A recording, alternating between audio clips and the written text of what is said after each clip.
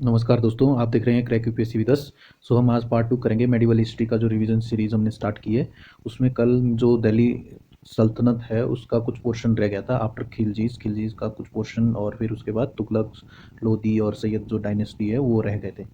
तो आज हम उसको कंप्लीट करेंगे। So let's get started.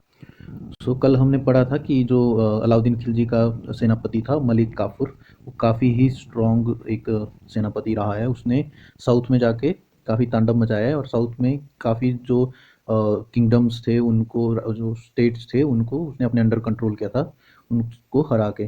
तो जैसे यादव थे 1308 में उनको हराया था। ककटियाज थे उन रंगल में, उनको 1309 में हराया था। 1310 में कौसाल, और 1311 में पांड्य मदुराई में उनको हराया था। तो जो सारे ही जो चार जो स्टेट थे वो अलाउद्दीन खिलजी के खिदमती स्टेट में कन्वर्ट हो गए। और जो अलाउद्दीन खिलजी है उसने टाइटल लिया सिकंदर ए सानी का टाइटल लिया। उसने कुछ एडमिनिस्ट्रेटिव रिफॉर्म भी किए, जो कि हम यहाँ देखते हैं क्या क्या क्या चेंजेस लाए अलाउद्दीन खिलजी ने।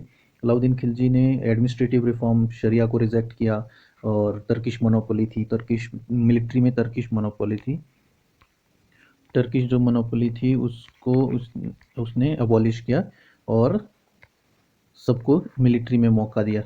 जो मलिक काफूर है उसको टाइटल दिया नायब सुल्तान। और इक्ता को अबॉलिश किया, इसने इक्ता को अबॉलिश किया और सैलरी को कैश के थ्रू देने दिया। इक्ता को देते थे लैंड असाइनमेंट की, उससे अपना जो मिलिट्री ऑफिसर है बेसिकली वो अपनी सैलरी और अपनी जो मिलिट्री वो मैनेज करेगा उसकी सैलरी निकालेगा। लेकिन उस अलाउद्दीन खिलजी ने इक्ता अबॉलिश किया और सैलरी कैश के थ्रू देने की कोशिश की दी। फिर एक दीवान ए मुस्तक राज क्या है? एक नया रेवेन्यू डिपार्टमेंट क्रिएट किया जो कि टैक्सेस कलेक्ट करेगा। उसको क्या बोलते हैं? आमिल्स। आमिल्स बोलेंगे जो टैक्स कलेक्ट करेंगे। और एक डिपार्टमेंट का नाम क्या है? दीवान ए मुस्तक राज। फिर मिलिट्री में दाग सिस्टम लाया, ब्रांडिंग बेसिकली एक स्टाम्प जैसा लगता था हॉर्स में, जो कि हाई क्वालिटी के हॉर्स होते थे। एक रॉयल एम्बलम होता था जिसको कि दाग बोलते थे। चेरला या हुलिया वो अटेंडेंस और रजिस्ट्रेशन सिस्टम था। फिर नेक्स्ट उसने मार्केट रिफॉर्म भी की। मार्केट में क्या रिफॉर्म किया? सराय आदिल एक कमेटी बनाई, सराय आदिल नाम की कमेटी, जो कि जितनी भी कमोडिटी मंडी में सेल हो रही है उसके प्राइस को फिक्स करेगी। तो जो जितने प्राइसेस है मंडीज में, सब्जी के, दालों के, हर चीज़ जो भी बिक रही है मंडी में उसके फिक्स प्राइसेस कौन फिक्स करता है? सराय आदिल।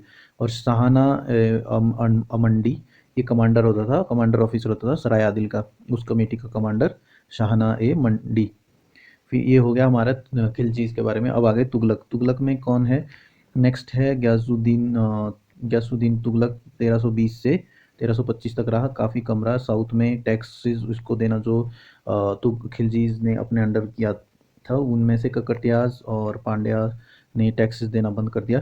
फिर मोहम्मद बिन तुगलक आया। मोहम्मद बिन तुगलक ने भी काफ़ी सारे चेंजेस किए। एक तो आर्टिफिशियल वैल्यू दी कॉइन को, टोकन कॉइन को।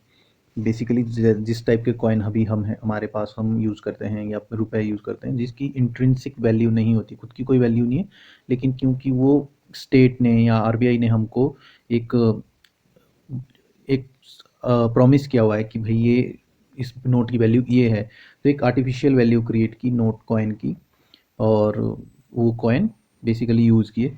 और इसने अपनी कैपिटल है वो देवगिरी को शिफ्ट की। सबसे बड़ी जो इसकी मिस्टेक थी वो यही थी कि दिल्ली से देवगिरी चला गया साउथ में फोकस करने के लिए, बट वो साउथ के चक्कर में नॉर्थ भी उसके हाथ से निकलने लग गया।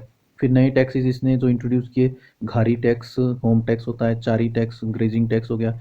दीवान एक को ही एक नया डिपार्टमेंट बनाया एग्रीकल्चर से। तो ये क्वेश्चन आते हैं, दीवान ए कोई एग्रीकल्चर डिपार्टमेंट किसने बनाया? मोहम्मद बिन तुगलक ने। दीवान ए मुस्तकराज जो खिलजी ने, अलाउद्दीन खिलजी ने बनाया था रेवेन्यू डिपार्टमेंट। तो तक भी इसने क्रॉप लोन, जो केसीसी होता है आजकल, उस टाइप का ही क्रॉप लोन इसने देना शुरू किया। ये फर्स्ट रूलर था जिसने ऐसा कुछ ऑप्शन दिया था। तक भी क्रॉप लोन होता है। फिर जियाउद्दीन बिरानी, ऑथर तारिक की फिरोशाही, वो भी इसके टाइम पे था। फिर इब्न बतूता जो ट्रेवलर था, ये ट्रेवलर किसके टाइम पे आया था? ये आया था अपने मोहम्मद बिन तुगलक के टाइम पे। उसने किताबुल रहला लिखी है, ट्रेवलर था मोरक्को से आया था इब्न बतूता। फिरोज शाह तुगलक, अब है फिरोज शाह तुगलक 1351 टू 1388। इसमें कोर्ट हिस्टोरियन जो था शम्स उस सिराज अफीफ, उसने तारीख ए फिरोज शाही लिखी थी। और जो फिरोज शाह तुगलक ने 20 से ज़्यादा टैक्सेस जो है उसको डिसअप्रूव किया था, जो शरिया अप्रूव नहीं करता है। शरिया बेसिकली कानून है इस्लाम का, जो कि इस्लाम के फॉलो करने वाले लोग फॉलो करते हैं। 4 टैक्सेस ड्यूरिंग हिज टर्म, इसके टर्म में 4 जो टैक्सेस थे, मेन टैक्सेस थे। एक था खरच। तो खरच बेसिकली घास जो है पेजेंट को, वो 1/10 जो पार्ट है उनकी ओनरशिप में से, वो उसको राजा को देना होता था। शर्ब, शर्ब हो गया इरिगेशन टैक्स। इसने बेसिकली काफ़ी डैम और इरिगेशन प्रोजेक्ट स्टार्ट किए थे, तो उसके लिए इरिगेशन टैक्स 1/10 इरिगेशन टैक्स मिलता देना होता था। जकत था बेसिकली 1/40 पार्ट फ्रॉम रिच मुस्लिम। तो मुस्लिम रिच जो मुस्लिम थे उनकी जो इनकम का 1/40 पार्ट था, वो बेसिकली एज अ टैक्स लेते थे, उसको बोलते हैं जकत। और जिजिया जो है, और जिजिया जैसे भी इसको प्रोनाउंस करें यहाँ पर, टैक्स फ्रॉम नॉन मुस्लिम्स। तो नॉन मुस्लिम से ये बेसिकली हार्श और पनिशमेंट टाइप्स का टैक्स था। लेकिन जो ये जकत है ये सिर्फ रिच लोगों से लिया जाता था। फिर है खुम्स। खुम्स क्या है बेसिकली, ये जब कोई राजा किसी और स्टेट पे अटैक करता है और वहाँ से जो लूटपाट का जो भी मिलता है, तो वो उसमें जो बूटी मिलती है, जो उसको बूटी बोलते हैं, जो लूटपाट के जो चीज़ें लेके आते हैं, तो उसका जो 1/5 शेयर है वो राजा का, सुल्तान की इनकम है शरिया के अकॉर्डिंग। तो उसको बोलते हैं खुम्स। और जो फोर्थ, चार हिस्से हैं उस बूटी के, वो घनीमा, उसको घनीमा बोलते हैं। वो सोल्जर्स, बेसिकली सिपाहियों के बीच वो शेयर हो जाता है। तो घनीमा और खुम्स, ये भी एक टर्म्स आ जाती है, कई बार पूछ लेते हैं। फिर है इसने वेलफेयर के कुछ काम किए, ओल्ड पेंशन स्टार्ट की, दीवान ए खैरात स्टार्ट किया, वेलफेयर फॉर पुअर। और इसने एक और डिपार्टमेंट, एग्रीकल्चर वाला डिपार्टमेंट शुरू किया था। कौन सा था? दीवान ए कोही। दीवान ए कोही किसने स्टार्ट किया था? फिरोज शाह तुगलक ने। फिर दीवान ए बंदगामी, welfare of the slave. Poor के लिए दीवान ए खैरात और स्लेव के लिए दीवान ए बंदगामी। फिर इसने तकवी वेव्ड ऑफ कर दिया, जैसे आजकल क्रॉप लोन को वेव ऑफ करते हैं, उस टाइप से ही इसने भी वेव ऑफ कर दिया। फिर दारुल शिफा, दारुल शिफा अगर नहीं पता हो तो इस हॉस्पिटल को बोलते हैं, हॉस्पिटल बनाया। और built dams and drop irrigations. तो डैम और ड्रॉप इरिगेशन भी इसने कंस्ट्रक्ट करवाए, जिसके लिए इसने टैक्स भी लिया, 1/10 टैक्स लेते थे। जिसको क्या बोलते थे हम लोग, अगर आप यहाँ देखें, शर्ब, शर्ब बोलते थे उसको, शर्ब 1/10 टैक्स होता था। फिर इसने 3 सिटीज़ भी बनाई, फिरोजपुर, हिसार, जौनपुर। ये दो क्या बोलते हैं, हिसार है, फिरोजपुर है, और जौनपुर है। नेक्स्ट है, इसने अपनी ऑटोबायोग्राफी भी लिखी, फुतूहत ए फिरोज शाह। तो इसने अपनी ऑटोबायोग्राफी भी लिखी है, फितूहत और फिरोज शाह। इसने हिंदू टेम्पल भी डिमोलिश किया, कौन सा? जगन्नाथ टेम्पल जो पुरी में है। और इक्ता हेरिडिटरी कर दिया इसने। हेरिडिटरी मतलब इसने वंशानुसार उसको कर दिया कि भाई अब वो इक्तादार जो है वो ऐसा कोई चेंज नहीं होगा, सिर्फ आपके वंश के अनुसार होगा। मेरा बेटा भी इकता इकट्ठा कलेक्ट करेगा, नेक्स्ट नेक्स्ट सेम सेम होगा। फिर नेक्स्ट आ गया नसीरुद्दीन मोहम्मद तुगलक, 1394 टू 1414। तो ये लास्ट रूलर था। इसके टाइम पे तैमूर इन्वेजन हुआ था और इसने दिल्ली को लूटा था, तो ये इंपॉर्टेंट है। तैमूर इन्वेजन कब हुआ था? तैमूर इन्वेजन किसके टाइम हुआ था? नसीरुद्दीन मोहम्मद, नसीरुद्दीन मोहम्मद के टाइम पे हुआ था। और इसने दिल्ली को लूटा था, बेसिकली ये रोक नहीं पाया था नसीरुद्दीन मोहम्मद। और इल्तुतमिश के टाइम कौन आया था?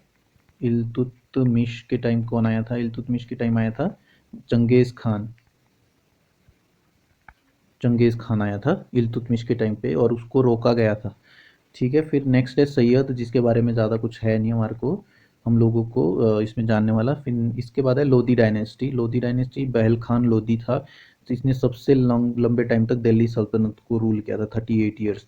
इतना लॉन्ग टाइम के लिए दिल्ली सल्तनत में कोई बेसिकली रूल नहीं किया था। फर्स्ट बैटल ऑफ पानीपत यही इब्राहिम लोधी के टाइम बाबर आया था। बाबर बेसिकली, इब्राहिम लोधी और बाबर का जो पहला युद्ध हुआ था वो पानीपत में हुआ था। तो that's first battle of Panipat. Sikandar Lodhi का जो टूम था वो इंडिया में पहला टूम था जिसने डबल डोम यूज़ किए थे, गुम्बाज डबल डोम यूज़ किए हुए थे।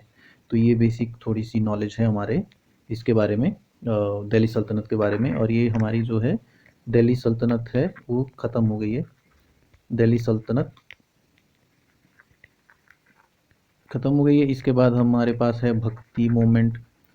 सूफ़ी और थोड़ा बहुत आर्ट एंड कल्चर जो इससे रिलेटेड है, दिल्ली सल्तनत से रिलेटेड है। और बाकी हम उसके बाद फिर मुग़ल करेंगे, मुग़ल डायनेस्टी करेंगे। और साउथ इंडिया के जो रूलर्स हैं कुछ जैसे चोलाज़ हैं या फिर वही ककटियाज़, यादव्स, उन सबको भी देखेंगे और लास्ट में मराठास को करेंगे। So thank you for watching. Have a nice day.